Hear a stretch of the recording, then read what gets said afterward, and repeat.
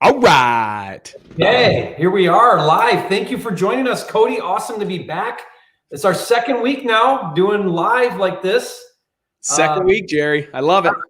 Definitely some bugs we're working out. I don't like my audio. I might be a little blotchy. We'll work on that and get this better. But we are seriously thinking, guys, about making this a regular thing, like a real thing, like same time every week. So if you think that's a great idea, go ahead, join the chat and let us know. Say, hey, guys, I'd love this idea. Cody and I talked a lot about it throughout the week that we really want to do some fun stuff where we're gonna actually get to a invite that Cody invited onto the call, talk about his deal. We're gonna also open the lines up for some Q&A. So get busy on that chat. We're gonna try to man that well. And we're going to be talking a little bit too about wholesaling and flipping in 2021. It's exciting that we're about to end the year. It's been an amazing year for you, Cody. It's been an awesome year for me too in the business. So I'm fired up. I mean, Cody, how are you feeling about 2021 overall? 2021, I believe, is going to be phenomenal. I think I've heard the word tsunami, and so I'm going to roll with that word. I do think there's going to be, I think it's going to be pretty historical, Jerry, to be honest. I think what's going to take place is they're going to need a lot of good people. I think this is a business where if you're not careful, it may be where some people are taking advantage of people, but I don't work that way, nor do you, Jerry. I just look at it as there's going to be a need for great individuals that can solve a lot of problems that are going to be coming our way in 2021. Yeah, well, we saw regulation happening in 2020, 2019, more in 2020, Philly's new law, and we saw some stuff going on in Oklahoma. So wholesaling, I've been saying this for a while, Cody, but wholesaling is going to be regulated. It's too big now. It's a real thing. Yeah. So regulation's coming to a city near you or a state near you, which means the barrier to entry into wholesaling is going to the bar is going to get raised. It's going to get harder.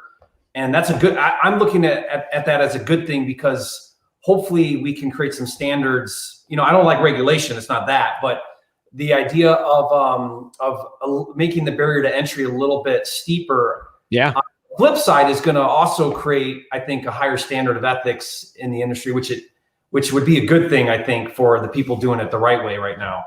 I 100% agree. The gap's going to get further and further. We always talk about this, Jerry. I think this is something we've talked about maybe a couple times, even when I was out in Arizona, is that gap of when to start is starting to get harder, or it's starting to get further between the ones that are already going and the ones that aren't. And it's like, plant the seed. We talk about when's the best time to plant a tree. Yeah, 10, 15, 20 years ago. I get it. So we can have shade. But the next best time is right now. So guys, I want you to understand that there is something big around the corner. And our hope is that you see the big picture and you see that your time is now, and that you don't wait until you say, well, I'm going to see if it comes up. I'm going to see. By that time, I think it's starting to get too late. That's when it's that time's been passed. Plant the seed now. So we're excited to be with you today. And I think there's going to be great stuff. We've got people here that say, go Jerry. I like what this. I love what Justin said here. Give these guys some love. Smash that like button now. Yeah. I love this. Awesome. Great, guys. Great to be here. It looks like people love the idea of us doing this weekly, Jerry, which is awesome. I love your videos so much. I'm getting ready to do my first deal after getting my license. Jerry, this is good stuff, bro. Yeah. And they're back. How's it going, fellas? Hope all is well. Gabriel, nice to see you. Really, guys, excited. We got much love from it looks like, man, we got people from Jersey. We've got people from everywhere. So, well, Jerry, let's get into this. Guys, like Jerry said, we do have a guest with us today. We want to bring him on. His name is Greg Burney, and so I'm going to be bringing him on. And the main thing behind Greg and why we wanted to bring him on today is we want to break down where we invite guests to come on. And these guests, by the way, those watching, could be you. And we're going to find a way through all this progress, not perfection, how to get you guys to share with us some of the deals you're doing, where we can break it down on these lives so people can get inspired, so people can get motivated and want to get up off the couch and get out of this learning mode and get into the earning mode and start making money doing deals, wholesaling. So in fact, Cody, let's go ahead and ask everybody that's on right now, leave a comment. And if you've learned something from me or from Cody that's helped you do a deal and you'd like to be on the show, go ahead and leave a comment. We'll do our best to kind of maybe track that or get back to you if we can. But no promises. But if you'd like to be on the show like Greg is and kind of share a little bit about your story, we'd love to be able to talk to you about that. So fantastic. Well, Greg Burney, my friend, welcome to the show that one day is going to have a name. Me and Jerry are going to get creative. We're going to get creative one of these days. But I will tell you, it's an honor to have you here. We're excited. I've gotten to know Greg for quite some time now. He is an individual that serves people at a very high level and is in wholesaling in Greensboro, North Carolina. They were just out in Utah last week and got to meet his wife for the first time. But you're going to feel the love. You're going to feel the heart, the spirit behind this guy and why he's so successful in wholesaling. So, Greg, kind of give us maybe a small little background, high level intro about yourself. For sure. Cody, Jerry, I appreciate, first of all, you guys having me on. And I'm psyched to be your first guest, man. My kids remind me first is the worst. So I'm assuming there's just nowhere to go but up from here. But no, guys, thank you for having me. Yeah, I'm from Greensboro, North Carolina, married, dad of 3. I got into wholesaling just about 2.5 years ago. Cody knows my story well, but briefly, I was working in healthcare in a corporate role and lost my corporate sponsorship. And I had done a couple deals here and there on the side, but decided that was the opportunity the universe was giving me to give it a go full time. And I have not looked back since. So again, I'm in year 3. I have already surpassed what the 5-year goal was. And wholesaling is just an unbelievable business, an unbelievable way to really serve people and make people's lives better. So I just love it. I'm happy to be here. Excited, man. Excited. Well, guys, throughout this, I want you guys to understand something, and that is this. Not only are we going to have Greg break down a deal, our hope is from this, and I want you guys right now start thinking about this. Get a piece of paper, get a pen, and there's going to be gold nuggets shared. I can promise you that. Of things that we're going to do a live case study of a deal that Greg just recently did. And you're going to want to jot notes. This is something I can tell you. Success is all around us. Now's the time to really hone in and listen to what principles you can extract from that success so that you can just simply R&D, not research and develop. That's what gets people into this analysis paralysis. But simply rip off and duplicate exactly what we're going to go over today. So let's go. Get those notes ready. So live Q&A also. So during this, if you have certain questions that you're like, man, I wasn't clear on that, or, okay, so what marketing channel did that come from? Please chime in. We're going to do the best we can to capture these questions. There's a lot of people on here, so we're going to do the best we can, but we're going to try and capture questions while Greg's sharing about his deal breakdown. But more importantly, guys, this is for you guys. We want you guys inspired and motivated to get out after this and go do deals. So let's go. So Greg, break us down from the beginning, and then Jerry, chime in where you have great questions. You have some of the best questions out there. But let's start us off right from the beginning. The deal we're talking about, where did you get this lead from? What kind of list did you get this from? Yeah, so this lead came for Driving for Dollars. That was my honestly my first marketing channel when I got started in wholesaling. I was like many of us when we got started, yellow pad in the car, driving around on off hours, marking down addresses.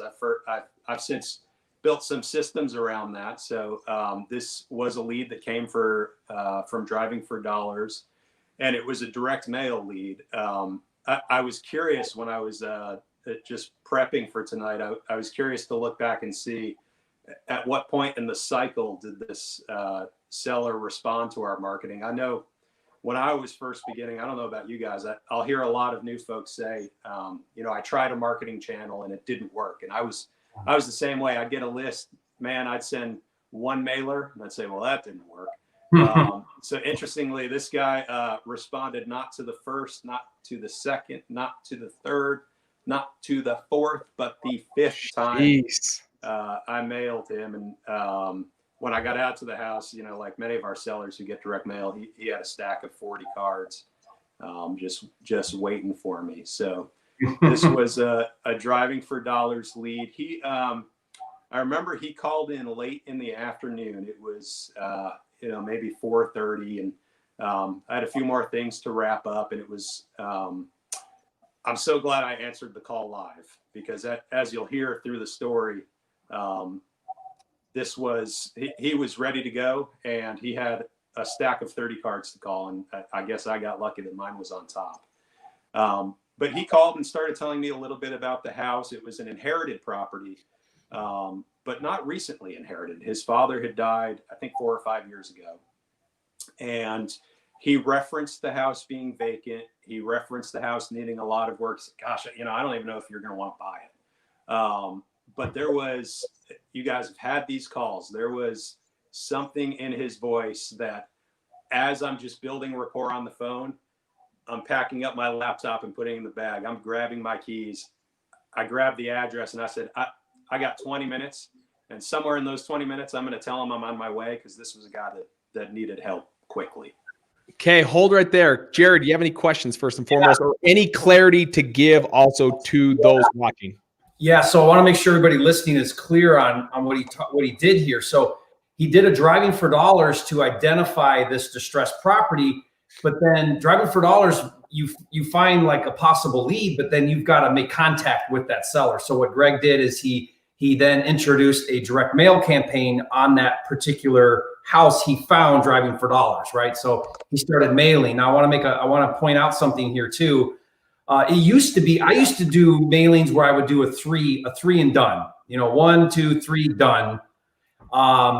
But in the past year or two, we have increased it to 6. And you are a very good example of why we should be doing that, because it takes some time. And sometimes he may be looking at that stack that he got, and you're 6 of the 30, and you automatically now get a little bit more legitimacy, because in his mind, it's kind of like, this guy's probably for real. Like, look at his marketing he's doing. And it might even be, you know, unspoken or, you know, unconscious, but he might be thinking you're a little bit more legit. I'm sure timing played a factor, because oftentimes timing does play a factor. The fact that you answered the phone, the fact that you got right on it. Oftentimes speed wins the deal. In a lot of cases, speed wins the deal. So, you know, a couple things there to just clarify to everybody listening on how he did that strategy.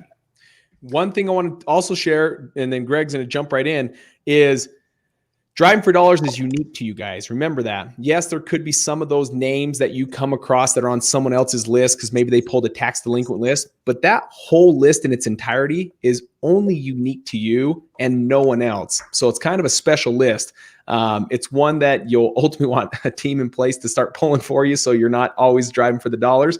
But again, echoing what Jerry said, you got your marketing right. You got the holy grail, or the trifecta of marketing. That's the right message to the right person at the right time.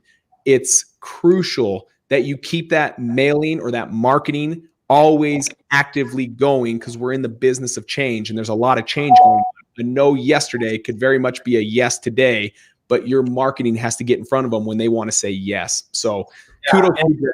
One more thought I want to add to that, Cody and Greg, maybe tell us. But when you think about generating a lead, obviously, the more times you can touch that lead, the greater you increase your chances of getting a deal. Now, that doesn't necessarily mean you should do all these other things, but you want to be aware of them. So, I mean, you could have left a door hanger. You could have knocked the door. You could have skip traced and found the phone number and cold called, right? You could have done a ringless voicemail. There's multiple ways that you could try to get in touch with one of these leads. And there is no right answer, right? A lot of people say, well, what's the best way? There is no right answer. You test and you try it, you test it, you see results, you test, you see results, you figure out what works for you, you know, and that's just kind of part of the marketing process of getting in front of that lead. I want to ask you, Greg, did you choose any other marketing channels when you found that Driving for Dollars lead? No, so I have, I'm scaling now going into my third year, but I have built a business solely around direct mail. Okay, good, yeah. So that's what to be thinking about, right? Because you could have also followed up from direct mail with cold calling, skip trace cold call, and that could have been another way. So these are just some things that you can be thinking about, Greg, as you start to scale. Not that that was wrong or that direct mail or the only way. It's just what other options do you have, and how are you managing your marketing budgets, right? Here's a good question for you, Greg. Can you see that on your screen? I can't. Tell me. It says, what wording in your mailer do you think stood out to the seller? What set yours apart? So, Cody and Jerry may blast me for this, but I am a believer that I don't know how much the message matters as much as consistency. I think consistency and picking up the phone or calling back as quickly as possible are going to be the difference makers. I know a lot of folks that spend a lot of time on wordsmithing and tweaking every single thing. I think it's great to test and give it, more than 1 or 2 postcards in a test. But at the end of the day, I've tried several different postcards. My greatest successes have come when I've answered the phone live and when I've been consistent with marketing. Whew. I love it. I'm not even going to fight with that, actually. Jerry, do you want to put a fight? I kind of do. So 2 things. In marketing, you've got kind of 2 things, right? You've got traffic and conversion. Your traffic in direct mail would be, was there something about your mail piece that got him to call that one first? And that's something to be aware of, maybe ask or look into. It could just be you were first in line, or you had 6 of them, so he thought you were more. It could be a number of things, but it could very well have been something about your mail piece grabbed his attention and he called you over the others. It could be he started at the top of the list, right? So it could not be that, but it could be that. But the biggest thing that everybody's got to realize is that, everybody's got the same data. That's why he got multiple mail pieces. Sure. And the data's cheap now. We can do mailing for pretty cheap. We can get on the phones. We can do these things. We can get cold callers, VAs. I think the skill that we have to hone in is our presentation, is our sales. And I'm going to go out on a limb here, Greg, and say that he did business with you because he liked and trusted you, right? Because had that not happened, he'd have hung up on the next mail piece he got. But we'll do business with people they like and trust. And so I think there was probably something about that conversation where you connected with him on a level that built that trust. And then he may have even talked to other people, right? But ended up going with you and there's just no way around it. He liked and trusted you, and that's why he did business with you. I love it. Greg, back to you, bro. Awesome. So, so I'm going out to the house. I get out to the house, and it was a really interesting situation. So the house is trashed. I mean, it is. Give us a breakdown. What does trash look like? Trash looks like totally overgrown, can barely get to the front door. There is just garbage piled up all over the kitchen. There's holes in the wall. There's, like smoke stains all over the walls. There are actually needles all over the house. One of those. Yeah, so one of those houses, and you remember he told me that the house was vacant. I went in and we're chatting, and I'm noticing there's a dog in the garage, and there's a couple cats around, and there's a mattress over in the corner. And it's one of those situations that, from my perspective, I just really wanted to understand how I could help this guy, because it was clear, just through talking to him, there were elements of his story that he probably didn't want to open up about very quickly. But at the end of the day, yeah, he was clearly staying there. Electricity was off. It doesn't get this deal was last month. It's not too cold in North Carolina in November, but it's cold enough that you need heat. So there's, no utilities on at the house. So this guy's clearly in a rough way. And that was the setting and the context. And at the end of the day, I really just wanted to figure out, how can I help this guy? This may be a deal, or this may be, you know, it may turn into a 15-minute visit where I can just figure out, is there something I can do to help him, even if I'm not the one buying the house? Phenomenal. That Guys, I mindset- want you to pause right there. Yeah. I want you to think about that mindset, that mentality. And there's no doubt in my mind, when I hear people that are really succeeding at a high level, anyone I believe can get into the business and do these onesie twosie deals and maybe land across one that's a low hanging fruit, or what they call like a laydown or something like that. I believe that can come across to anyone.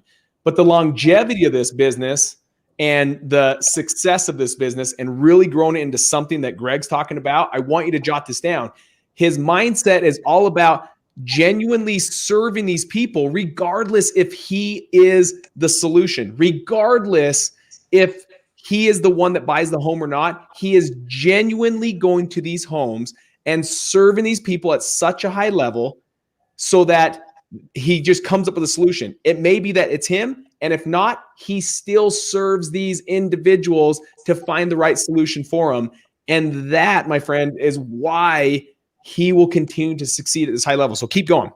Appreciate that, Cody. Yeah. So just spent a lot of time. He told me all about his dad and that whole process of when he passed away several years ago.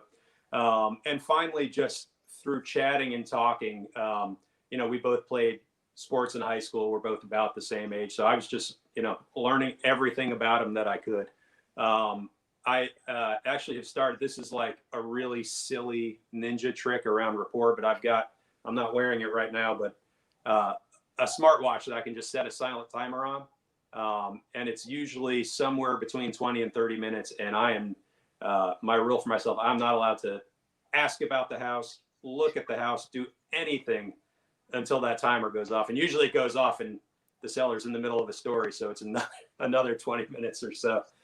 But just spend as much time with him on rapport as we could. Because again, this, I know we've all been around these individuals. This guy he had a lot of baggage to unpack and was having a challenging time. And he started again to open up more, and without divulging too many details, just said, look, there's tax liens. I have a judgment against me. I was staying with a friend, and that's not happening anymore. I'm out. And I'm going to go out on a limb. There's probably meth in the home with needles around the floor. Clearly some drug use as well. So, you know, again, we're not there to judge. We're just there to say, tell me the situation. Let me see how I can help. I love it. Any questions from there, Jerry? Well, so I like that you have a build rapport rule. That's great, because it's finding that motivation is going to come out the more he kind of shares and talks. So sometimes we think we have to have like these formal things, we have to have this script, we have to ask these specific questions. But in my experience, which is I think what happened in your case, is by just letting him feel like you're concerned and you're there to help, the wall comes down, because there's always a wall when we initially start these conversations, because you're the investor, you're coming here to rip me off and steal my house, right? Like that's the mindset or the fear that a seller has. So when you come in there and you're very approachable and you're letting that seller know, hey, I'm just here to help. How can I help the situation? And that then allows that seller to then feel open enough to then share. And the point now is you're trying to understand what's going on. You're learning more about the property, more about the situation, more about how you could structure a deal, how you could help. Maybe you walk out of there and say, you know, the best thing for you to do is not sell it to me, or, you know, but you're uncovering all of that and you're just listening, and that's powerful. Love it. So here you are in front of this individual. You can clearly see there's motivation. From there, what were you able to do so that you could put it under contract or put an agreement together at a discount? So, you know, we chatted more and more, had never really gotten to price. And there was a natural break in the conversation. I said, so level with me. Why'd you call me? What are you looking to see happen? And he said, well, I've got to get this house sold, and I'm really hoping to have it sold within the next couple of weeks. And so he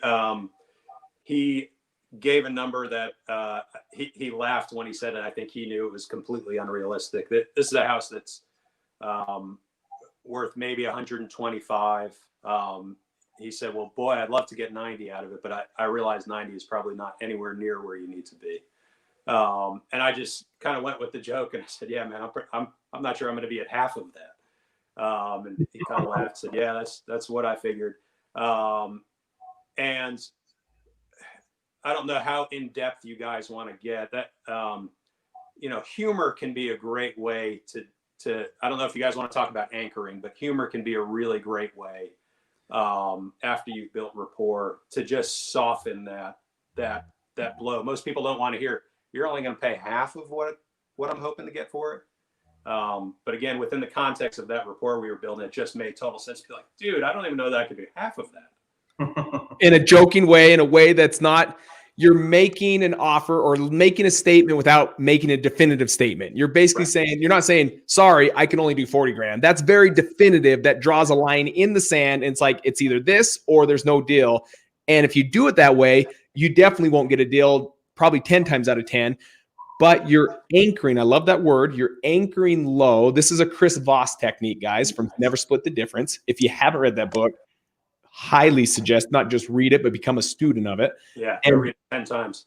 Yeah, like anchor. Anchor is, you got to say a price that hurts your gut. Like you got to be in there like, oh, if I say this, that might be offensive. Like you have to really feel this feeling. If you're not feeling that feeling, you're simply not doing yourself a service. You've got to be able to say something that gives you the quickest no possible. And we learned from Chris Voss in that book that no is the beginning of all negotiation. You want them to say no. You don't want, Jerry, tell me this. If you make an offer and I'm like, yeah, that sounds great. Instantly, what do you actually feel or think about? Overpaying. Yeah. Overpaying. I paid way too much. That guy just accepted this offer. That means I'm overpaying. I did not get that low enough. Yeah. You want no's. You don't want yeses, guys. Too many times I think we're saying, gosh, I just want a yes. I just want a yes. I'm here to tell you, no, you do not. You want a no. No is the beginning of all negotiation, but you can do it in a way that doesn't sound definitive. You can do the if. Another way, Cody, that I like to say the same thing that Greg just did is I'll do the takeaway, which is kind of what Greg did. He did a takeaway, right? Is I'll say, you know what? I'm probably not the right buyer for you.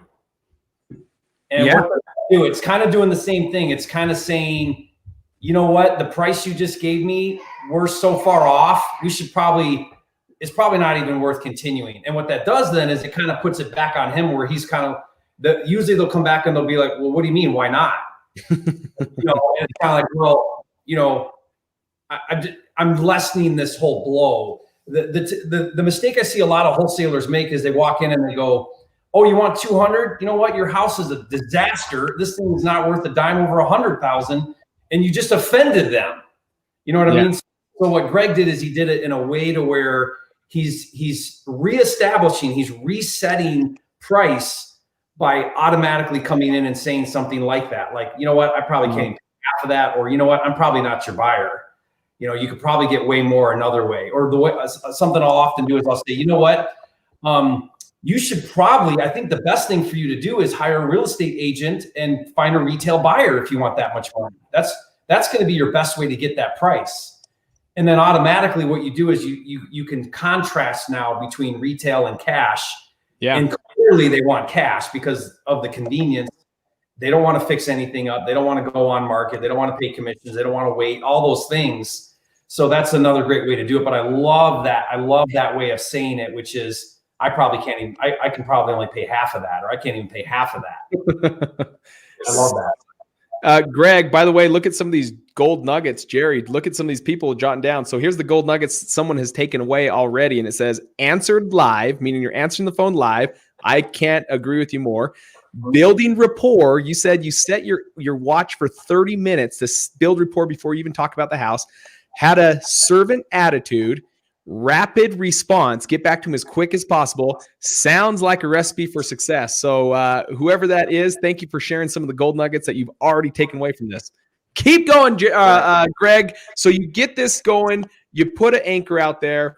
What does this lead to? And ultimately, what were you able to put the home under contract for? So we landed verbally at 52,000, and this is where it got a little sticky. I realized in the midst of this conversation, I had to stop, and I said, look, it sounds like you want to sell this home. It sounds like you're great with 52,000. That's a price I can pay. Why haven't we signed a purchase agreement yet? Because he kept kind of dancing around it. And, again, there was a great basis of rapport.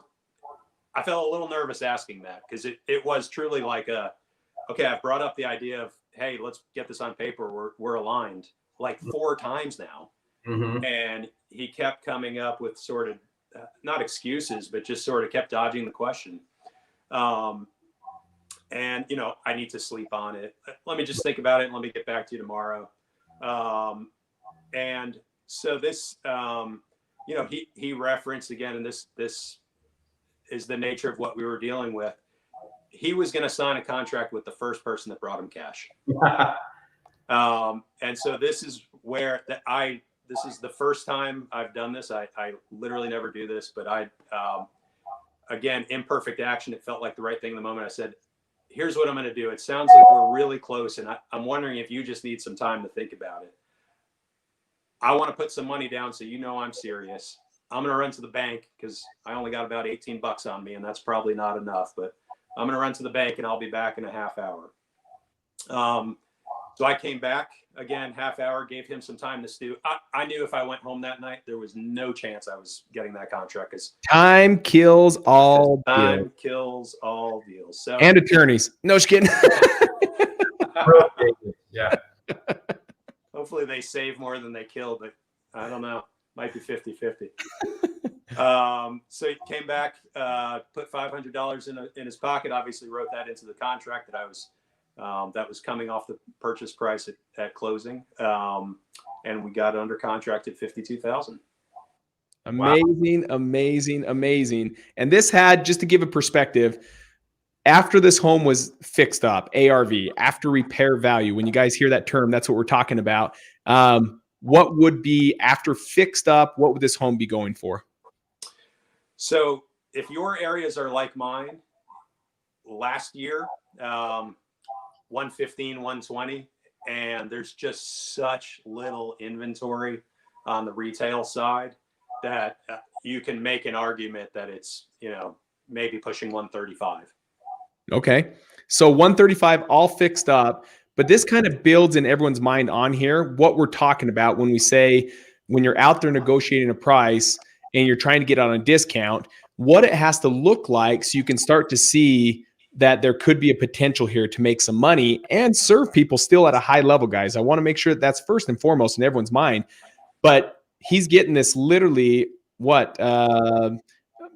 45 cents on the dollar? I mean, let's throw out maybe a random number. 45, 50 cents on the dollar is what he's getting this home under contract for. Now, guys, these are not fixed up homes. You heard this. This is needles all over. This is a hoarder house. This is smoke stains throughout the house. These are homes that are not the beautiful homes in the neighborhood. These are the homes that are the eyesores, the ones that all the neighbors saying, man, one day I hope this gets fixed up. Man, one day I hope they move out so we can clean up our neighborhood. That's the homes that majority of the times when you're going on, that's really the scenario that you're going at. And so you can't pay retail because they're not in retail value shape. They're in a distressed shape. They're either in a distressed shape, the home, or the seller's in a distressed situation. So Cody, to hit on that real quick, this house is in a nice neighborhood. And when I did an inspection day, I had some neighbors to deal with because it's a quiet street and there were 20 cars that showed up for the inspection and, neighbors coming out wondering what's going on. So I went proactively and chatted with a couple of them. Here's what I'm doing. Here's why all these cars are here. And I think I spoke with 2 or 3. Each one of them said, thank gosh, this has been an eyesore in the neighborhood for several years. And so I think that's had a big impact on the street, on the community. So I'm curious, Greg, what formula did you follow to arrive at that price on your offer? 20 seconds of research on my phone on the way to the house because I knew he was motivated and needed help. And I knew it was worth somewhere between 105 and 150. Okay. But and then get it as low as possible. Okay. So you didn't follow like an ARV 80%, 75% less repairs minus wholesale fee. You didn't really follow that formula. Okay. Yeah. And I think sometimes that can actually challenge and hurt most people because they start to overanalyze and then they're in their car not 20 seconds like Greg. Sometimes it can dig. Some people can do it and do it really quick and be effective and do it in 3 minutes or less. Jerry, I bet you do it in less than 3 minutes.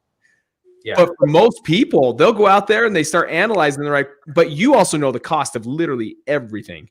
Where some of these people start making up and then they're like, oh, then they start second guessing. They're like, oh, wait, so I think it's 15K, but what if it's actually a 25K rehab? I love this like short and skinny, simple method of just, hey, I think here's the ARV. And now I'm just going to do whatever I can to get as low as possible. And that's why this anchoring is so good. Guys, think about this. I don't even know if I can pay half that. Even if they come back frustrated, like, oh my gosh, then why are you in my house? You can literally have fun with this. 'Tis the season to have fun with this. We could be like, guys, in a perfect world, yeah, I'd like to spend $45,000. I get it. We're not in a perfect world. Like COVID-19 is going on. We don't even know who the president of the United States is, for heaven's sakes. Like you can have fun with this and then ultimately say, but how close can you come to my number? Yeah, well, and Greg, I'm going to go out on a limb here and guess that you probably have already established what your values are in that neighborhood, meaning, you know, if you can get the contract for 52, that neighborhood, you can find a buyer for, 65 or 70 or whatever your number is, or, I just made that up. And sometimes we overthink wholesaling when really, if you just kind of understand and know where the cash buyers are paying in any given area or any given neighborhood, now all of a sudden your analysis is super simple. Like I've got markets where I'm like, you know what? I can get something pretty hammered. It really doesn't matter if the rehab's 25 or 30 or 40, whatever it is. I know a buyer is going to want this house for 70. So then that sets my bar for now where I need to be at on my offer.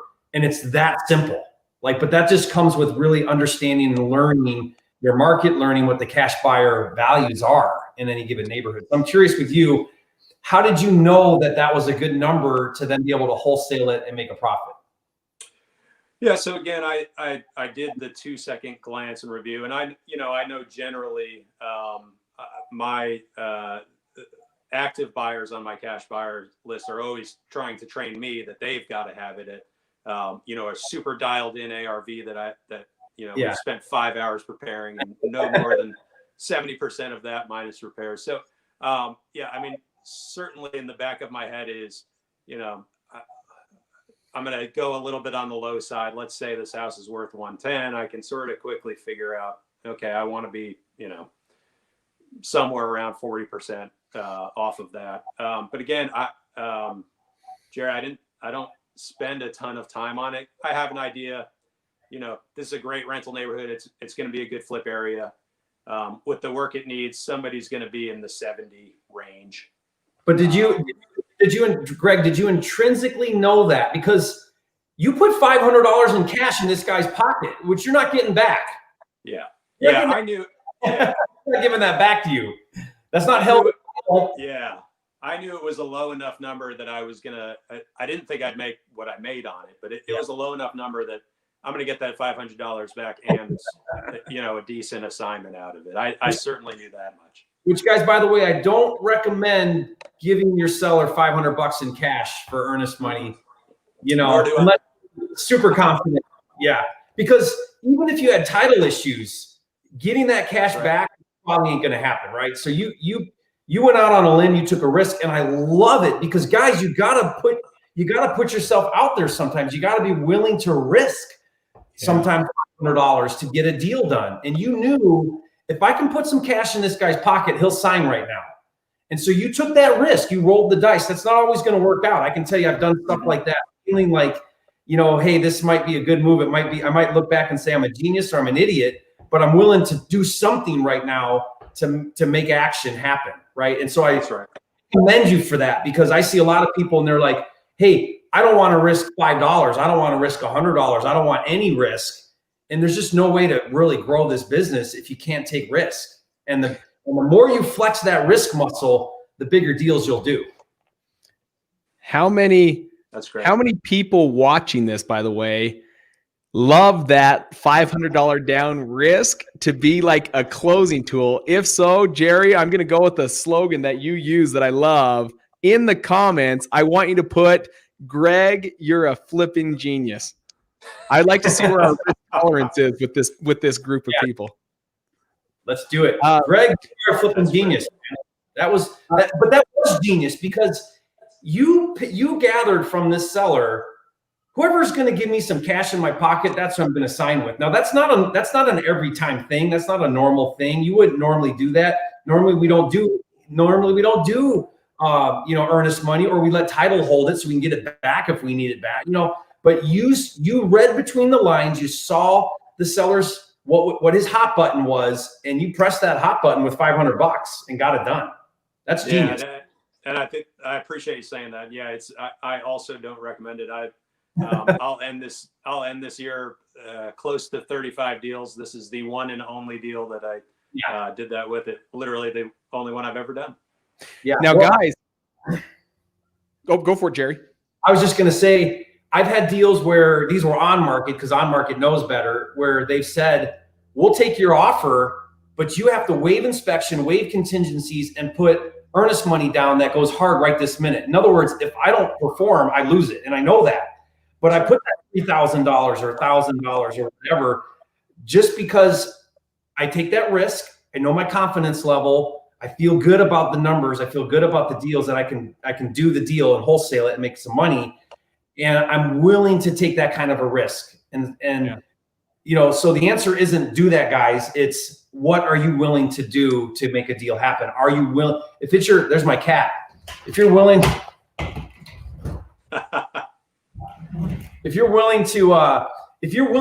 and Greg, you were willing to lose $500 to try that. You were willing to, because you knew if this thing goes south, I ain't getting that $500 back. But if you're not willing to, don't ever do something like that. If it's your last $500, I wouldn't recommend it. But I love it. It's so cool. Here's the side of the coin, though, I want everyone to recognize. Once you've been doing this for a little bit and you really know your numbers, you know your KPIs, your key performance indicators, I want you to understand that that's also going to share something with you that you may find out your average cost per conversion, meaning close a deal. It's not unheard of to have it be $3,000, $4,000, $5,000, $6,000 cost per conversion. So I sit here and I look in this educated risk. I'm like, man, I've already spent $5,000 to get it to this point, and for $100 more, I could get it over the other end. Like, I can bring it to the closing line. I can bring it to the finish line. For me, I'm already looking at it like I'm already into this thing $5,000. For $100 more, why not? Like, I'm going to roll the dice on that all the time. But again, this all comes out. He's now doing 35 deals. As you get more and more seasoned, you're also going to get really, really good at knowing your markets, knowing your areas where you won't even be pulling comps. You're literally just like, oh yeah, we did 4 deals in this neighborhood last week. I already know what I'm supposed to pay for this. I already know what I'm going to make on this. And yeah, I'm willing to put $4,000 down if he wants $4,000 because you're so certain on it. Again, this comes back to an educated risk. There could be something on title that says, hey, they actually don't have equity. They actually have all these judgments against it, and you may never get that money back. So I would never say $4,000, but I always look at it like $500 or less. I give every one of our acquisition managers the free will that they have $500 for any transaction that they want to put under contract, that they have up to $500, whether that's, hey, we'll get a dumpster here so you can clean out your garage, whether that's cash, I'll go to the store and I'll grab you cash, whether that's a gift card, because we've already invested so much money for those leads in the first place that it's like $100 for me is like no brainer if it means it can get it to the closing line. What's going to get the deal done? Yeah, I love that. Awesome. Perfect. Well, Greg, finalize it, and then we're going to start doing some Q&A. So you put this under contract at 52, and then did you use the method of just assigning it to cash buyer, to your cash buyers list? Yep. So we had inspection, had all the cash buyers who were interested there at once. Like I said, there were about 20 people that came out. since this is where this guy was staying and he was clearly destitute, he totally partnered with me. I think that's a key piece, is like, just be upfront with sellers. They know the entire process. So he said, I said, listen, I'm going to have some partners coming out. This is the day and time we're coming. Do you want me to buy you lunch and so you can kind of get out of here? And he said, no, I'm just going to hang out in the back shed with the dog. So he was literally during the inspection in the back shed with the dog. And we, let's clarify, when Greg says inspection, it's his cash buyer party, right? He's having his cash buyers come tour the property. You know, we refer to our cash buyers as partners. We refer to that time and meeting as an inspection. This is language you're using with the seller for you to then be able to wholesale your deal. That's right. If you act it as a showing, just to put it in perspective, when you use the word showing, you're starting, if you're not a licensed real estate agent, you're now acting as a licensed real estate agent. So it's crucial that these things are in place. So hosting an inspection, and that you're teaming up with partners. You may buy it, you may have it as a rental, you may fix and flip it, or you might team up with one of your partners. Yeah, that's right. So we ended up with several offers. All were in mid 60s to there was one in the high 60s. And then the outlier. Tell me the outlier. Let's hear it. And then the outlier who said, I flipped one in this neighborhood, one street over. We just sold it like 2 months ago, and we really liked it, and how we want to move my sister into a rental over here. So she came in at 70. I don't know if Cody wants me to divulge his magical text, but I sent a magical text, and we ended up at 75. 75. Wow. You got an additional $5,000 from the magical text. I love it. Let's keep the secret for a minute and just build up some fire here for a minute. So you send out the text, you get an additional $5,000. You send it for $75,000. Let's do the math. You put it under for 52.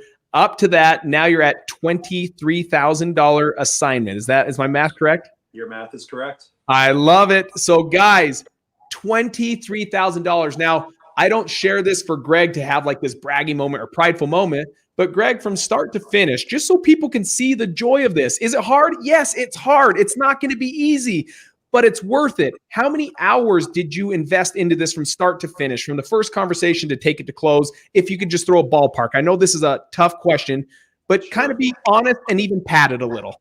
Sure. I would say more than 5, certainly less than 10, probably somewhere in the 5 to 7 range. Let's call it 10, just to be safe.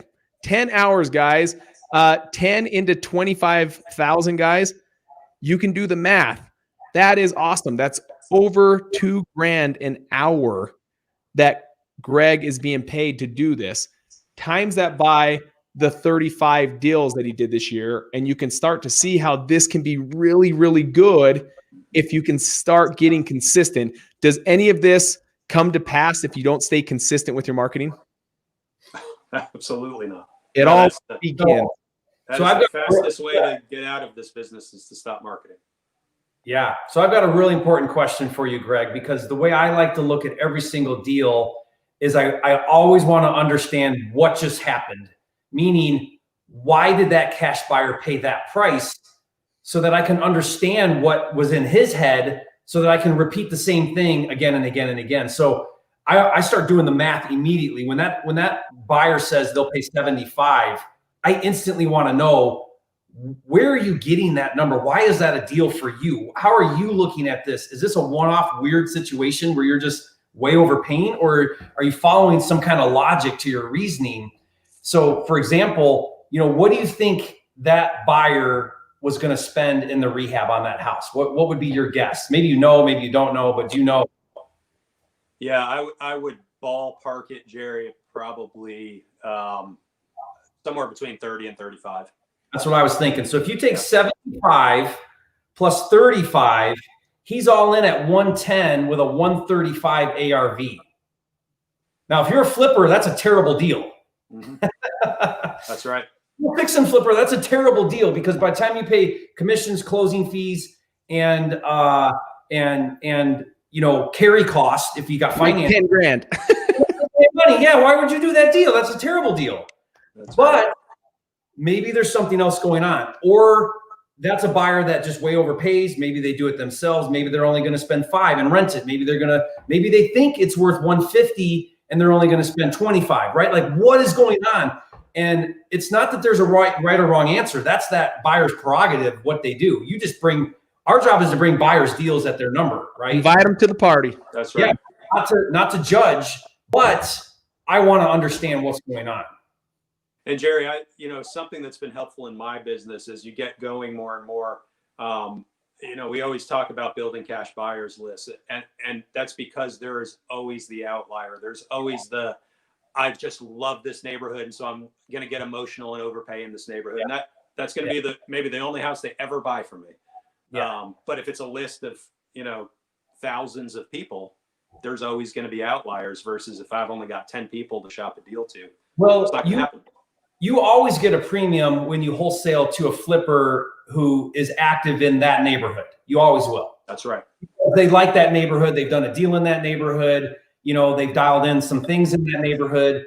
Maybe they know something you don't know about ARV. Maybe they know something you don't know about the rehab, right? But flippers love to flip in the same neighborhoods where they're flipping. So I caught that. You said, yeah, he did a deal two streets over or whatever. And so you're probably getting a premium just for that. The other thing is they could be very aware of it. Like, you got to understand, guys, just a few months ago, we had a fireman on our cash buyers list. And to a fireman, he's like, hey, I have 4 days and then 4 days on, 4 days off, 4 days on. And he's like, if I can make an additional 15 grand this year, he doesn't care that it's going to take him 6 months to rehab it because he's on and off with his fireman job. He just loves the fact that he's like, I can add an additional 15 grand. Now, a normal fix and flipper is like, I'm not touching this deal unless I make at least 30. That's why I say, and why Jerry says, hey, it's not up to us to judge who wants to buy it and what they want to pay it for, because their intention's completely different. This fireman's happy as a lark to make 15 grand additional income to his firefighting income. And who's to say that, yeah, that's a home run for him. It doesn't have to be 30 grand, because to him, 15 grand is a huge win. And that's why it's crucial, like Greg is saying, have a big cash buyers list. You don't want to be able to have to be what I call a CBE, cash buyers employee. You don't want to be a cash buyers employee. You want to be a cash buyers employee, have 10 people on your list. But if you want to make the most money possible on each one of your deals because you're working your tail off to find them, have a big cash buyers list and don't feel bad about what people pay. They're buying it based off of their knowledge and based off of their intent of what they want to do with the property. And the full-time flipper industry, they are way out of formula right now. They are way overpaying. They are, a lot of them, legitimately okay to make 10 or 15,000 on a deal. I mean, I won't touch it for that, right? But a lot of flippers will. And so if you're a wholesaler, there is no formula. The formula is, what will an active, willing, ready to go buyer pay? That's the formula, right? Yeah. So we want to learn that. And so then we can bring deals at their formula. Guys, look at this. Greg, you got everyone fired up. Magical text. Come on. And then, what's the magic text? And then, I need that magical text. I love this. Guys, this is pretty much in line with how simple this text is. Gabriel, good man. Is that your highest and best? Woo! I like it, guys. I like it. Yeah, guys, this is right in line with it when you're looking at the text down below. That's the magic, whether you have one buyer or 10 cash buyers. If you just simply send a text that says, is this your highest and best? They don't know they're the only cash buyer unless you tell them they're the only cash buyer. That's and right. Then sometimes they come back and just say, no, my highest and best is this. Perfect. I'll get back with you. Yeah. Uh-huh. I love it. Well, Greg, my friend, I want to thank you for being on here. Jerry, you'll probably thank you guys. My goodness, you're doing great things and you're doing it right. Like, you just gave some solid gold to each one of our listeners and those that are chiming in that really want to take away gold nuggets. I feel like you delivered. So I want to thank you. Well, thank you guys. It's been fun. I really appreciate you having me. Okay. Jerry, you ready for some live Q&A? Let's do it. Okay. Thanks, Greg. Appreciate you, brother. Thanks, guys. Okay, guys, here we go. We got some time here to answer some Q&A. So I'm going to bring them up. And Jerry, if there's something that you're familiar with that you want to attack, my friend. Let's see. I'm going to bring up, there was one in here. double close.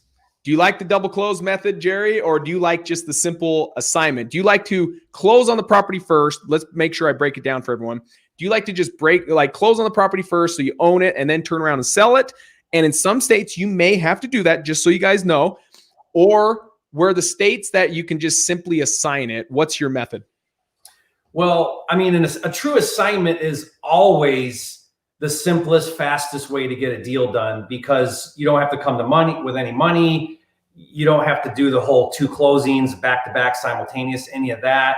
You know, you don't have to go raise money for transactional funding. I mean, there's so many benefits to a true assignment that, I mean, if you can do an assignment first and foremost, why not? Now, the only time I really want to do a double close is strategic. 1 of 2 reasons. There's a no assignment clause and I can't get around it, which I still get around it doing an LLC, you know, and I have a whole technique about that. Or I don't want my cash buyer to see how big my assignment fee is for fear of him, you know, backing out of the deal. And that's a common reason why a lot of people do a double closing.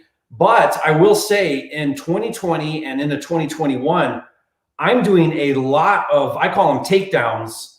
A lot of people call them wholesale. Where I don't double close with a cash buyer where I line up the buyer once I get the contract. I actually don't get a cash buyer. I don't want a cash buyer. I want to close and then I want to put it out as a property I own, typically on the MLS. Yeah, and find a retail buyer instead of selling it to a cash buyer, which is ultimately your higher tier or highest paying buyer. Or not, it's not always even a retail buyer. Sometimes it's a cash buyer, but the point is it's on the MLS. More eyes. Right. So sometimes I'll have an all cash property where it won't sell retail because it's too distressed. And I'll still take it down, buy it, close on it, put it back up for sale, and get a cash buyer that's watching the MLS come forward. And I've just found that because of the low inventory, if there's any way possible I can take a deal down and put it back up on MLS, I get way more money, way more than something on a list where I do an assignment or a double close. And again, you get more eyeballs on the MLS because you're out to everybody. It's public. You go from your list of how many ever, 1,000, 100, whatever, to now your entire market seeing it on market, right? So, but there's some nuances to that, right? Because now you got to fund it. You got to close it, take title. So if you have a cash problem, you're not good at raising money, you don't have financing in line, then that becomes now a limitation for you to do that. But if you can do it, and I recommend everybody start figuring out your financing, because the best way to scale your business and get into bigger deals and get into fix and flip and get into other things is to learn how to raise private money, learn how financing works, learn how to carry properties, because it just opens up an entire world. You know, and I'm getting outside of wholesaling right now, but there's properties where I've got deals right now, Cody, where, you know, I'll buy it for 65. Yeah. I could probably wholesale it for 70, maybe 75, but by buying it, spend $1,500 cleaning it out and maybe doing a trash out and my cleaning person put the thing up for $99.9 and get 95 or 90 for it. Yeah. I would never get from a cash buyer on my list. They just won't pay that much because it's worth 110, 115 and it needs work. But there's so many of these retail buyers that just can't find a deal, or handyman buyers that'll do the work themselves, or like you mentioned, a fireman who's okay to make 5 or 10 grand.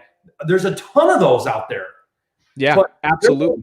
But they're not on your list. They're not on your list, but they're out there, right? So that's why a takedown, even paying commissions, even paying closing fees, even paying financing fees, I'll try to net 20 grand. So I have a kind of a rule, Cody, where if it's like $100,000, you know, sale price, if I can buy it, take it down and close with a $30,000 spread from what I think I can retail it for on the MLS, that gives me about 10 grand in closing costs and commissions. I make 20 where I probably would have made 5 on the deal if I bought, you know, on a cash buyer list. So, you know, those are just some unique ways to be thinking about the market right now, guys, and the opportunities. And it's all driven by low inventory. I love it. And Jerry, you're also playing in a market that has low inventory. So you guys got to understand, this is a deal that when you put it on the market, you don't have to over improve it, because it's already in such high demand anyways. That's hard to find good deals right now. And you want to know that price point, $100,000. For example, our price point, if we can get an ARV, after repair value, of 300,000 or less in Salt Lake, it's like on time. Like, it's like we're trying to figure every way of, okay, if we can make a chunk of money on the wholesale, great. But you got to understand that market, when you list it, you literally have 5, 6, 7, 8, 9, 10 offers, and they're all over asking price in that price point in Salt Lake. And so it's knowing some of those things, that there's low inventory.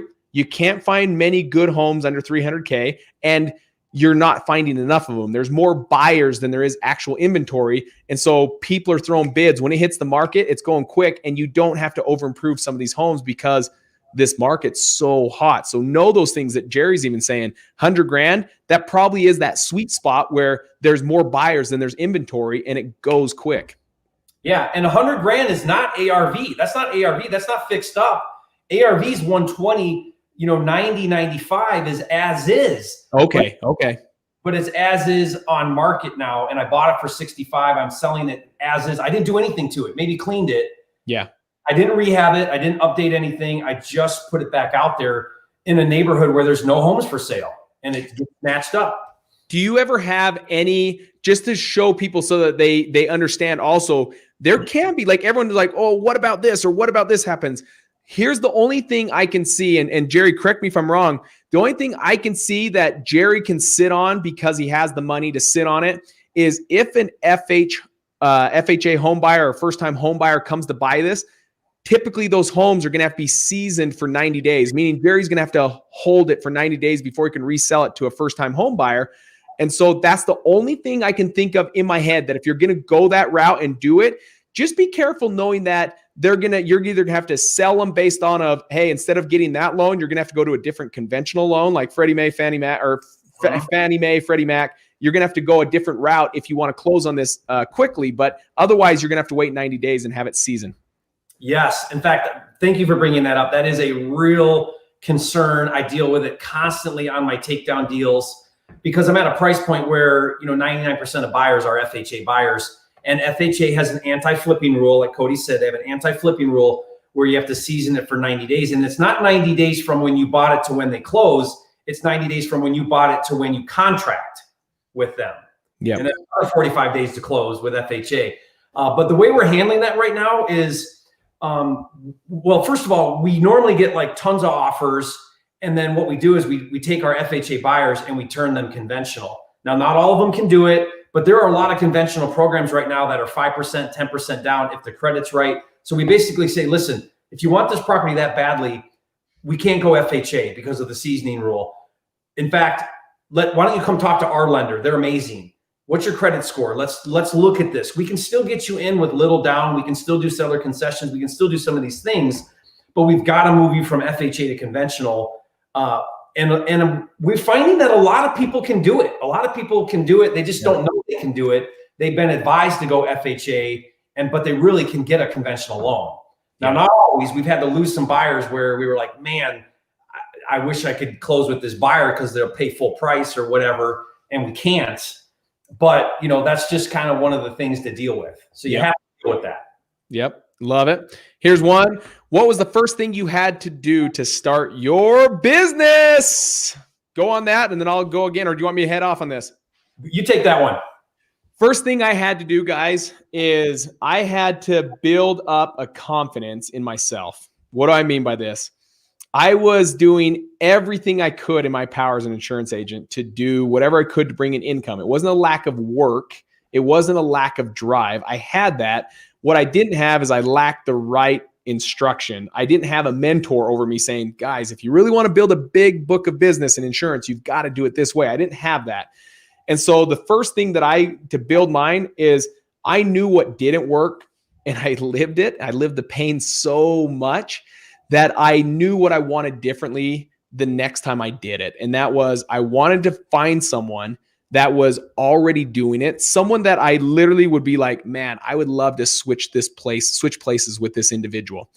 Once I found that individual, I just simply received instruction. And yes, it did cost me money. It doesn't always have to cost money, but I find that some of the greatest advice is stuff that you have to pay for. You get that proximity. And that's what I did different this time. So the way I started my wholesaling business was I had to find someone that was in the place that was already doing deals so that I could just simply receive the instruction, because I knew I would take the right action. I mean, I knew I'd give it my all. I knew I'd give it harder than if he told me I would have had to pluck a hair out of a camel's back, I would have done it. If that was the process, I would have done it, and I would have done it better than anyone. But I just needed someone that could give me the right instruction. And then I knew I'd take action harder than anyone. So that's my biggest thing is find someone, whether that costs you or not, find someone that's in the destination that you want to be at and seek advice from that individual, versus sometimes you go into those like Facebook groups and you start talking and you'll see a bunch of advice. And the only reason I can say this is because now that we'll do 150 deals this year between our two markets, and I'll see some of the advice and I just cringe. I'm like, this guy that gave the advice has never done a deal, because that actually won't work. That's not even close. And so sometimes we seek advice from the wrong individuals. So make sure, if you want to be a millionaire, don't seek advice from someone that makes $60,000 a year. That doesn't mean that guy doesn't have sound wisdom at being a good dad or something else, but he's never made $1 million. And so seek advice from someone that's making $1 million and see if that aligns with how you want to do it. That's the whole principle behind this. Find people that are doing it and only take advice from those people. And that has been my biggest secret to success. Love that. You want me to answer one? You want me to answer two? I'd love for you to do it, because I'm actually curious myself what you would say to start out. Well, so my answer might not be what you're looking for or even the right answer, I guess. But the way I approached it when I started the business was there was no thing I did to start. And where I'm going with this is, it never was for me, you know what, I'm going to try this, but I got a plan B over here, and I'm going to try this and see how I do. I'm going to give it my best shot. And if it doesn't work out, I'm going to go back over to what I was doing, or I'm going to try something else. When I went into this business, it was never if it's going to work. It was always when it's going to work. And when you have that attitude, at least the way I dealt with it was kind of like jumping into the deep end of the pool and then just doggy paddling for all I had. I did not know, and I didn't know. And there wasn't like, if only I had this thing or that thing, or once I get this figured out, I'll be successful. It was just, I'm going to go apply myself. I'm going to learn every day, whatever it is that I run into. I'm going to deal with those things, and I'm going to be successful at this. And that attitude of like no plan B, it was kind of like that analogy of burn like, the boats, burn the ships in the harbor, right? We're going home victorious, or we're going home dead. And that was my strategy. I'm going to the casket, or I'm going home the winner. And a lot of times I see people where they just don't quite want to commit. They're like, you know what, I'll dabble. And I just in my heart of hearts, I don't feel like you can do a deal, but you can't maintain a 6-figure income. You sure as hell can't get to a 7-figure income unless you are just diehard committed to this, which means there's no excuses. There's no, if only that would have happened, if I had the right mentor, if I had the right leads, if I had the right this, if I had the right that. None of that means a thing. It's not about not having money. It's none of that. It's not about not having time. If you commit your heart and soul to this, then all of those things work themselves out in the process. Yeah. Yeah. By the way, many, many times, I hope Greg is still watching this. I have seen, great job, Greg. I've seen just accolades of that. So Greg, I want to make sure that you saw these posts. There's a lot of people that were inspired by your story, and I think it resonates really, really well with them. Jerry, just to kind of put a bow on what you just said, because it's so crucial. It's something I teach with every one of our students that I've ever worked with, is this attitude of progress, not perfection. Don't wait for a perfect plan. Jerry says that I will figure it out once I get there. And he's not just sitting on YouTube University. And guys, we both have YouTube channels. In fact, Jerry's the king of YouTube. So we're not steering you away from YouTube. But my point is, so many times we get caught up at YouTube University and we try to build this perfect plan. But I want you to understand there's no such thing as a perfect plan. It doesn't exist. You've got to just simply take action on the knowledge you have, because everyone says knowledge is power. Stab me in the heart. Knowledge is only power once it's acted upon. You have to act upon it. So act upon the little knowledge that you have. You're going to face something that comes your way. We still do it now. We've been doing this since 2015, and we've done well over 800 deals now. And we still face new challenges, but we don't try to educate ourselves prior to that challenge. We just deal with it when it pops up. And Jerry's message, I just want to make sure you guys heard this. That knowledge is what will lead you to a deal faster than anything.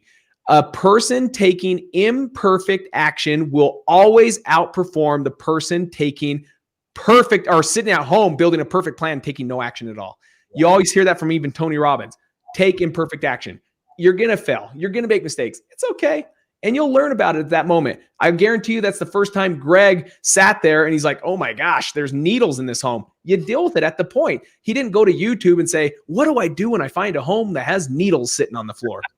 You just face it when you hit it. Like at that point, you'll figure it out. When you think, oh, but what happens? Like, what if I go to title and there's a lien on it? Figure it out at that point. You can't prep for that. You just figure it out at that point. You'll look at it and be like, oh man, but if we go this route, we can still make this a deal. Or, oh no, unfortunately, I got to cancel the contract. But guys, figure it out at that point. Don't build a perfect plan. Perfect plans don't exist. Love it. Let's see. Dude, here's one funny for you, Jerry. Jerry, fix your camera. Guys, talk about imperfect action. What's my camera? Every now and again, it goes fuzzy, but I think it's more of an internet thing. His camera's good. It's probably an internet connection. Right now, it looks really good, Jerry. Does it? It does. It looks fantastic. Joe McDaniels, I'll fix my camera just for you. Let's see of our next question. Is motivated top cash offers. Let's see. What would be your advice to ambitious? Oh my goodness, Jerry, look at this, bro. What would be your advice to an ambitious 16-year-old that wants to start wholesaling real estate? I think you kind of tapped on this last time, but you probably have the best answer that I don't even want to expand on. And maybe you want to hit that. Yeah, I mean, it's so fun to see this younger crowd wanting to do real estate and do flipping. So, I mean, the one thing you've got to realize is that in order to sign a contract legally, you have to be 18. So you got that great limitation right out of the gate, but that doesn't mean you can't still get in this business. So a couple things that I recommend would be you can bird dog for somebody, right? So tap into an active local wholesaler in your market and kind of go at them as an intern. Say, hey, I want to intern with you. I'll even do stuff for free. I know, Cody, you mentioned last time, go offer to do stuff for them for free. If you're living at home with no bills and you're not 18 yet, dude, imagine what you could get figured out. And then when you turn 18, you're like, boom, I'm on. You could get someone to co-sign for you, get your parents on board. Yeah. What if any parent who has a kid that's saying, I'm taking my free time to learn how to make money and I'm learning how to do this thing, will you support me and help me? Any parent's going to be supportive of that. Now, they may be scared to death to sign a contract on your behalf, but see what you can do to get your parents to support you, to get that first deal. Go out there and bird dog, look for properties for somebody. Go work for a wholesaler, just doing whatever they need help with. Maybe it's some list management, maybe it's some callbacks, maybe it's some scheduling, maybe it's some texting, and just be in that environment, be around it as much as you can. And that's going to just prepare you so much more for when you're ready to just kind of go out there and do this on your own. Third thing would be acquisitions. You can actually earn commission by learning how to do sales on the phone for a wholesaler. And I think that's just not 16, that's 17, 18, 19, 20, 21-year-olds too. You can start in this business doing acquisitions on commission basis for a big wholesaler, and you can make a really good income. You can make, you start closing 4 or 5 deals a month, and now you're making 10 times more than your buddies are at age 20, right? So, and then that can be your launch into your own business, wholesaling. So those are some ideas I'd consider. Ditto. Don't even want to expand on that. That was perfect. All right, Jerry, here's a good one. Does having a real estate license matter? Guys, here's one of those things, right, that we think that things have to be aligned perfect. Now, I will tell you, there are some states where they may require that, or that after 3 transactions, you now have to be a licensed realtor to do the 4th action or 5th transaction. But for most individuals across this great nation, no, you do not need to have a real estate license. I would check with the local real estate attorney, just figure out, get their blessing and move forward. Let me tell you some of the benefits of why in Utah and Texas, why I don't have my license or a broker's license. I don't want to, you have to abide by certain rules. As a realtor, then you have to also adopt every rule that they have. And there's some things that I just want to be a buyer. That's it. I don't want to have to mention on all of my marketing, oh, and by the way, I'm a licensed real estate agent. In the state of Utah, if I'm an agent, I also have to state that in all of my marketing. That's one of just the many, many, many laws that come with it. And so just check with your local real estate attorney would be my best advice. Jerry's going to advise some things here too, but I would say check with them and get what fits for you. It didn't fit for me to be a licensed real estate agent because I don't want to be a licensed real estate agent. And I don't want the clutter or the confusion that I'm sitting on an appointment and I'm like, well, if he doesn't want to sell it at a discount, maybe now I'll just turn this appointment around and say, hey, I could list this property for you. Like most people, if they have that mindset, they're going to go where water goes easiest, and they're going to do a listing every single time and never become the investor. And I just don't want to have a 3% mentality or a 6% mentality. I want to be able to make as much money as possible. Now, when I say this, guys, please understand my meaning behind this. I've talked to Jerry many times about this. It's money is a tool to bless other people's lives, not just my own life and my family's lives. It's an opportunity with the church I belong to that I can help young individuals that can't afford to go in our church. They go serve missions. I love to be able to help fund those missions so that they can get their luggage, get their clothes to be able to go to another country. And sometimes it's right here within the United States, and fund that for them. I love to be able to help people during Christmas. I love doing this. This is the blessing of being able to be in real estate is I now make the money that I can also help my neighbor, that I can help my friends, that I can help those that I feel need help. And so when I tell you I want to make as much money as possible, it's because my dreams and goals are to serve as many people as possible, that this money just passes through me. It doesn't stop with me. I don't drive fancy cars. Like I use it so that, yes, do I bless my life and my family's life? Yes, but we pass it through and we bless other people's lives. So that's the big thing I'd say when it comes. I don't want to be constricted or go where I make the least amount of money. I want to make the most money possible because my dreams are big to bless a lot of people's lives. Jerry? Yeah, so I take it a different approach, and I respect that. I respect that angle that you have, Cody, on your license. And first of all, in most markets, it's not required. You don't have to have your real estate license to wholesale. That is changing. Illinois has really come down hard on having a real estate license. You can do 1 transaction, then you have to be licensed. Philly is now requiring a license. It's not a real estate license. There actually is no pre-licensing class, but they are requiring licensing. And I think my take on it is, as wholesaling becomes more and more regulated, there's going to be more and more requirements to be licensed. And you got to remember, we compete directly with the real estate agents, and there is a lot of animosity between wholesalers and agents, mostly because agents look at us as competition and they don't think it's fair, or they're jealous we're making more money than them, right? And keep in perspective, guys, I am a licensed real estate agent. I'm in fact a licensed broker, and I own a brokerage with real estate agents. Now, I'm not an active agent. I don't operate as an agent. I make a lot of money with my license because we do a lot of referrals. And so like Cody said, a lot of times at that appointment, if I can't get the property at our cash price and they're dead set on a higher number, we will go for a listing. Now, it doesn't mean I'm going to list it, but I'll turn them on to my agent, and I'll get half of the list commission, which is 1.5%, which pays for my licensing fees and dues and all of that, 100 times over, because just by having that license, I'm able to get referrals. You can't get referrals from agents unless you're licensed. Yeah. Keep that in mind. Also, another major benefit to me, especially if you're in a non-disclosure state like Utah and like, New York and like Texas, there's, I think, 14 non-disclosure states. Getting data for free for comping is very difficult in a non-disclosure state. because you have incomplete data. They don't have to disclose square footage, price, and some of those things. So in any states where I do deals where there's where it's a non-disclosure state, I want to have a real estate agent or somebody licensed with access to the MLS so that I can get that data. So I just kind of feel my gut tells me long-term in the next 5 to 10 years, we're going to all be forced to be licensed as wholesalers.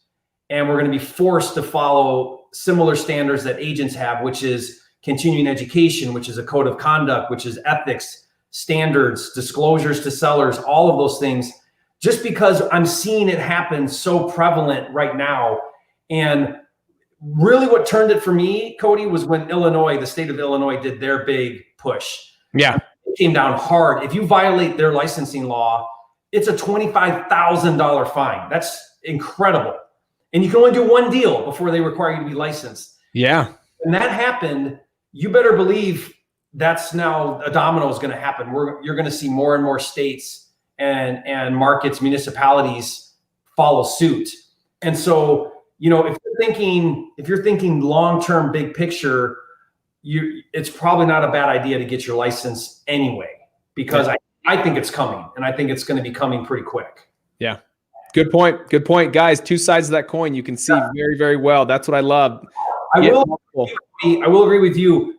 You have to disclose that you're licensed if you're licensed. And that's a pain. When you do marketing, when you're at appointment, on your contracts, you have to say, I am a licensed real estate agent. It's mandatory by law that you disclose that you're licensed to protect the consumer, or so that they know, right? So fiduciary responsibility. Yeah. I love it. Here's a good one. I really like this one. What if when I call a lead and they tell me there are no repairs needed on the property? What's a good way to justify my low offer if that's the case? Should I even continue with making an offer? So rainy day, cloudy. First of all, thank you for the question. Here's one that I will tell you. I never, unless you're virtual, so this is going to be a curveball. We don't do virtual. All of our stuff is in person. We never make offers over the phone. In fact, we don't even give ballparks over the phone. Our whole phone call is based off of motivation. So we're looking for, is the condition in bad repair, in need of repair? Is there a timeline crunch? They need to do it really, really quick. Is there a price where right now when they say the price, you're like, whoo, that's a deal. Let's get out there. Or is there like we call it driver. They're behind on taxes. They're going through divorce. They're behind on their mortgage. So we're really, the phone call is only to do that. Now, 9 times out of 10, in fact, let's step it up. 99 times out of 100, that makes it more than 9 times out of 10. Everyone wants a high price. Everyone. Even if Jerry came upon a hard time, he would still want highest and best for his home. That doesn't change. But I'm not going to be on the phone with Jerry to find out what his price is. I'm going to find out why. Why are you looking to sell your home? Why are you calling me on a 38-cent postcard? So we never talk price on my end. I never talk price with my seller over the phone. My team never talks with sellers over the phone price. All we're finding out is why. Why? And if there's motivation, we book an appointment and we go out there and we talk price face to face. Why? Because if you give them price over the phone, all they do is just shop that price and get someone else on the phone and see if they can get a higher price. Then they shop that price, and that's so on and so on. That's why virtual is really, really tough, is because it's really hard to lock them down. It's like me and you, if we were on Facebook, we're willing to say some things that we probably wouldn't say face to face. To the opposite, sellers come down on their price all the time. I always, my business partner just went on an appointment today, and the lady physically said, if you are 1 cent lower than 215,000, don't even come out. 215,000 was already an okay deal. Wasn't great, but is an okay deal. He goes out there and he challenged it. And he just basically said, hey, my warm and fuzzy's like around 190. And she's like, listen, I can't go a penny less than 200,000. And Mark's like, so if I could do 200,000 today, is that something we can put an agreement together? And notice that he's not saying, okay, I'll do 200,000, because now they'll be like, ooh, let's take that offer and let's shop it. Let's send them and say we need time to think about it. Mark literally sat there and just said, hey, if I'm able to do 200,000, could we move forward today? She said yes. So then he pulled out the agreement and got it. and he got it 15,000 less than, don't come out to my house. If you're a dollar or a penny less than 215, he gets it for 15K less. So don't go on appointments based off price is what I'm getting at. And don't base motivation on price, because 99 times out of 10, price is actually a deceiver and not a sign of motivation. Yeah. So for me so I'll answer that too now, Cody. And the assumption that you're making, rainy day cloudy, is you're making the assumption that condition dictates price. And that's a logical conclusion to draw, right? Hey, if it doesn't need repairs, you don't get a discount. But that's what Cody's trying to tell you is motivation is also a huge factor in people's decision. There could be a pressing issue there where they need to close quickly. They don't have time to go retail. It could be that they don't want to pay the commissions. They don't want to pay closing fees. It could be any number of things where a property in good condition can still be sold. A seller still will sell that property at a discount for other reasons other than just condition. So a lot of times the mistake that we make is we discriminate leads based on certain things that we just assume. So for example, we assume that if they're asking 215, that they must not be motivated because a good buy price is 150, for example, or whatever, making that up. But we assume that, and then we don't pursue it. We don't make the offer. I have a rule, which is always make the offer. Don't discriminate a lead, just make the offer. When you make the offer, you now put that in front of a seller and you let them decide if they're motivated. You let them, that uncovers if they're motivated. But if you just walk away, don't make the offer, it's like you get to the 1 yard line and then you don't punt or you don't go for a touchdown, right? Go for the touchdown. You're there. You spent the money on marketing. You're on the phone. You're talking. Just give your number and see what happens. Don't discriminate is kind of my approach on that. Love it. I want you to back it up with this one. Once you find a property, I think this is the essence, Jerry, of making sure everyone fully understands what wholesaling is. Once you find a property and get a contract, how do you sell the property if you haven't purchased it? Yeah, we're going back here to Wholesaling 101. So you're not going to purchase it. What you're going to do is you're going to take that contract, which is now an asset. You have equitable interest in the property by having that contract, because the contract says the seller can't sell it to anybody else. He's selling it to you at that price. And that contract is now an asset that you can, in essence, flip, not the house, the contract. So we do that with an assignment agreement, which the assignment agreement says, I'm going to take that contract that has obligations there, price, closing date, and so on. And I'm going to sign all of that equitable interest, that entire right to that property through the contract to somebody else, AKA a cash buyer, for a fee. That's right. And that's basically the essence of wholesaling when it comes to a true assignment of contract, which means no money, no ownership. You're not taking title. You're not owning it. You're not fixing it up. You're not making repairs. You're not doing anything other than taking that valuable asset you created with a contract on a property that's got value. You created equity when you got it under contract, and you're bringing that to a cash buyer. Another way I like to look at this is a lot of cash buyers, buy and hold investors, and fix and flippers. They don't want to spend the time, energy, and effort and money to find deals. They don't want to do that. They want to do their thing. They want a landlord or they want to fix and flip. So, but they know that there's value in finding good deals. Like, that's work. You're basically becoming the acquisitions department for a cash buyer, because you're willing to go out there and make offers and spend money on marketing and find leads and do all of that stuff to get that good deal and bring it to a cash buyer at their number that they want it at. And you just save them so much work by bringing them that good deal. That's what you're doing. Well said. Well said. Is it ever about the money with the seller? Yes. There's many times you go on an appointment, it's all about the money. They could care less that you'd provide a dumpster. They could care less. Yes. Does that mean we don't come across those? Yes, we come across them all the time. And at the end of the day, we still serve them. We still find a great option for them, even if it's not us. Maybe it's refer them to a real estate agent that we like, love, trust, because they don't know one. So yes, we still serve them at a very high level, regardless if it's us or not. And yes, you will go on appointments where it's all about the money, and sometimes you just can't pay that price, and that's okay. Still serve them. That's going to be most of the time. Remember, a motivated seller is willing to trade equity for peace of mind. They're willing to sell it at a discount because they just want rid of that property and the stress and anxiety and headache that it's causing them. So they're trading. They're saying, hey, here's equity. Just get this thing out of my life. Yeah. But like the 5% of people, that's the 95% of people want retail. They're willing to wait. They're willing to hold out. They're willing to do things. They're willing to go on market, pay commissions, whatever. Yep. There's no motivation there to discount it. Yeah. Love it. Love it. Couple more. How would you maneuver in a competitive area where you have other wholesalers? What makes you stand out? So, I really believe this in its purest form. I believe, for example, when people, I've had this question where, man, I'm broke. I truly believe I'm broke is actually a mindset, and it's not a reality. It's a mindset, right? And I look at it like this as well.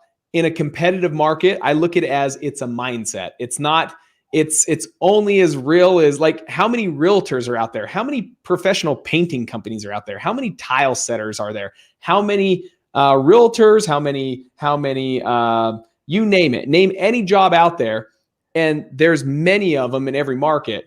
And so the difference is how you stand out is what value do you bring? This is going back to now one of my favorite books. It's called The Go-Giver by Bob Burg. Incredible book. Read that book because it's all about your pay, or how much you make in life is directly tied to how much value you bring to people. So yes, you all may be sending out the same marketing, but the moment you get on the phone, how do you sound different? By not having commission breath, by not just caring about the deal, but care about the individual. You hear it from Zig Ziglar. No one cares about what you have to say until they know that you care about them. How do you make that rapport? How do you connect with them? There's times, guys, where we do silly things and we stand out different. Sometimes they're talking to us. We don't write anything down about, oh, my house is a 4-bedroom, 3-bathroom. Okay.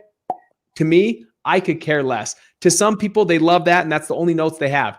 I don't have any notes on the home. When I'm talking to someone, they talk about, oh man, did you see the Star Wars movie that came out? That's my favorite. And I'm like, man, this person loves Star Wars. Like, we didn't even talk about it, and they brought it up.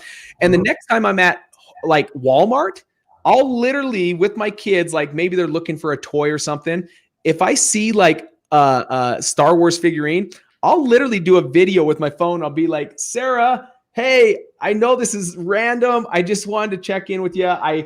We talked a couple days ago, and I remember you said something about Star Wars being your favorite character, like your favorite thing in the world. I'm here at Walmart. Check out these figurines. I'm actually going to pick one of these up and drop it by one of these days.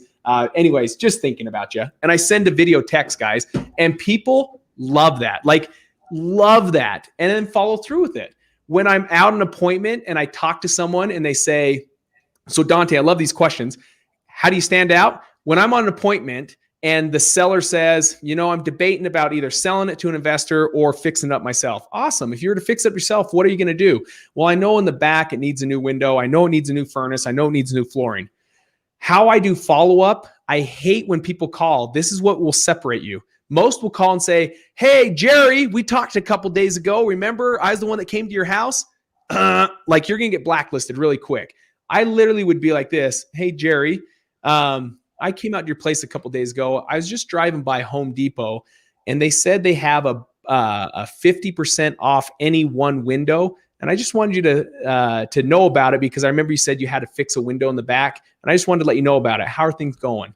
And they're going to be like, oh my gosh, this guy's serving me. I don't give all 3 of the things that he needs in his home in that same phone call, because if I need another follow-up, I want to do the second one. Hey, Jerry, a week later, I was going by, and we actually rent an office above a flooring company. And right now they say if you buy the flooring through them, they'll actually install it for free. I just wanted you to know about it because I remember you said that you need new flooring. Guys, this is a very real life story. That individual, I caught him at the right time where he says, I'm so frustrated. I'm here all the time. I now don't see my wife. I don't want to fix and flip. Cody, please come out and make me an offer. But I made follow-up about him, genuinely serving him, helping him save money, finding ways to help fix up that home. And then we ended up getting the deal. So that's how you separate yourself in a competitive market. I believe in collaboration, not competitive. I believe we're all going to the ocean with 5-gallon buckets. I truly believe that. Jerry, anything you want to throw? Yeah, well, first of all, Dante, I want to challenge your question and the intention of your question, which is, are you allowing a competitive market become a limitation for you? Great In other question. words, saying to yourself, it's hard because it's competitive, or I don't know that I can do as well because it's competitive. And competition is a mindset, just like money is a mindset. If you believe it's too competitive in your market to do deals, it's too competitive in your market to do deals. The great thing about a competitive market is the transactions are happening fast, and there's usually a lot going on. There's deals happening, which means you only need to carve out a sliver of the pie to make a lot of money and do really well, right? You don't need to be, it doesn't take much to dominate in a competitive market. The other thing I'll say is I love what Cody said about the relationships, because in a competitive market, there's wholesalers that are going to outspend you every time all day long. They're going to spend more money on data, more money on leads, more money on marketing, and you just cannot compete with those big players. I'm talking the guys like Cody, doing 20 deals a month kind of guys. You are going to get squashed if you're going head to head with them. Where you can win out though, and where you can have an advantage over a huge player like Cody, if you're in his markets, is he can't give the same detail to attention. He wants to, he tries to, he's working on it, but he just can't. He's too big, right? So his list is too big. He's doing so much marketing that you can have an advantage where you can actually spend more time than he's willing to spend on a lead, follow up more than maybe he's following up on a lead, build a relationship with a small cash buyer list, whereas he just doesn't have time to nurture all 10,000 people or whatever on his list. So you can take advantage of that and go up against the Jerry Norton juggernauts or the Codys, and you can use that as an advantage. Play to your strengths. Look at your relationships like, hey, if I can come in and, because Cody's so big, he's got acquisitions people on the phones now. It's not him. How can I outsmart that guy he's got on the phone that's still in training or whatever, or how can I become so valuable to my cash buyers that they want that personal relationship? They want that hands-on approach. Now, you're going to face the same pressure when you scale, which is, how do I maintain my relationships while I grow? You're going to have that same issue, which is awesome. You're going to transition just like I have and just like Cody has and others. But my point here is, how can you stand out? You asked that question. What can you do differently than others are doing?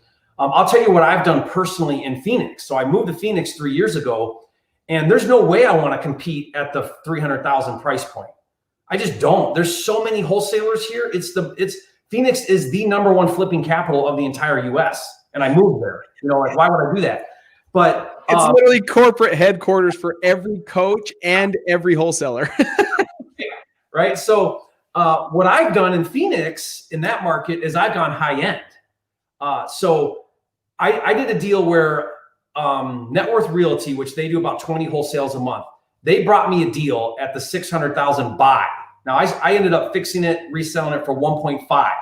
Okay. Bought it for 620, flipped it for 1.5. When I put it out for sale, I had 2 full price cash offers on the first day it was active. Okay. Now, when that wholesaler brought me that deal, he had no idea how to take it down. He did a $5,000 assignment fee. He basically said, Jerry, I don't even want to contract this thing. I'm going to put you in direct contact with the seller. I trust you. Pay me $5,000 if you get the deal done. And we did. But he said to me, we do 20 deals a month here, and I have 2 people on my list that can take down a deal like this, and you're one of them.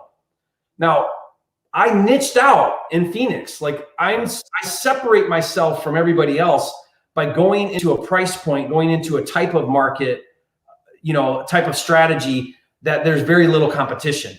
I could do the same thing going the other way with mobile homes or condos or whatever it is, assisted living, commercial, lots, whatever. There are ways and opportunities right under your nose. And the more you can niche out and get away from what everybody's doing, then the more opportunities you can create for yourself. At least think about it. Have that as an option to think about. Awesome. Well, Jerry, I think that is a phenomenal way to end this. You guys, before I turn over to Jerry for a solid close on this, I want to tell you guys, thank you for being with us. We got some great feedback that you guys wanted us to do this more consistently, and we wanted to respond to let you know we heard all the responses in the last time we did this. So we want to thank you guys. You guys help make this great. It's not the Jerry and Cody show that make it great. It's this great collaboration of amazing questions, amazing guests. Greg Burney, like, come on. Like, that was a fantastic guest that broke down and gave some real value, real-time gold nuggets on a deal he just recently did that you guys could literally just implement. And hopefully you heard enough things that you would get motivated to just go do a deal tonight, because he shared such in-depth some of these things. And then Jerry and I, we always were going to do our best to just serve you guys, help you guys, get you guys out there, get uncomfortable, not comfortable, get uncomfortable. But thank you. Thank you for being with us. You could have been anywhere right now. You could have been doing things on the East Coast. It's getting really late, but thank you so much, guys. Jerry, final words. Yeah, so a couple housekeeping things, guys. Because we did this live streaming, if you're watching it live, there's obviously the chat, which was very active tonight. Sorry we weren't able to get to all the questions. I mean, but keep participating. What happens is when we end this, the chat kind of turns off, so we can't really go back onto the chat. So go down to the comments if you're on my YouTube channel watching this, or even I think on some of the other platforms, and put your question in the comment. And that now is something that we can go back to. And I try really hard to go to the comments. I know, Cody, you're willing to go to the comments. So we want to serve you. We do this to serve you. So transition from the chat part of the live streaming and go to the comments, so that way we can try to answer those as best we can. And please give us feedback. I know my video quality sucked. Thank you for that feedback. We'll work on that. But please give us feedback. Please let us know your ideas, what would be helpful for you out there in the trenches doing the business. We want to know what we talk about that's helpful, how we can serve you better. This is a lot of work. It's a big time commitment for both Cody and me. We're now getting into family time right now. Yep. I want you guys, please, to recognize that sacrifice. Know that we're here to serve you, and we love you. We want you to be successful at this business. And just, I would love it. My wife thinks it feeds my ego and my head gets really big, but please let us know if you found value in this video. Say, Jerry and Cody, you are flipping geniuses. Leave it in the comment section, not the chat section, so we can have that there. But no, honestly, we really want to do our very best to make this the #1 place you guys want to come to learn wholesaling, learn real estate, learn flipping, and make this something that we can do and it be wildly successful for everybody. So thank you. Thanks, guys. We'll see you next week, Jerry. I was looking at the calendar. That's close to Christmas. I'm going to be in Montana at the lake house. I don't know how my video quality is going to be up there with the internet, but I kind of want to make this something people can count on. I want to make it something that's consistent. So we'll figure this out, guys. Plan on next week, whether Jerry can make it because of reception or not. I will be here, and we'll figure it out, guys. We'll figure this out. All right. Okay, guys, take care. See ya.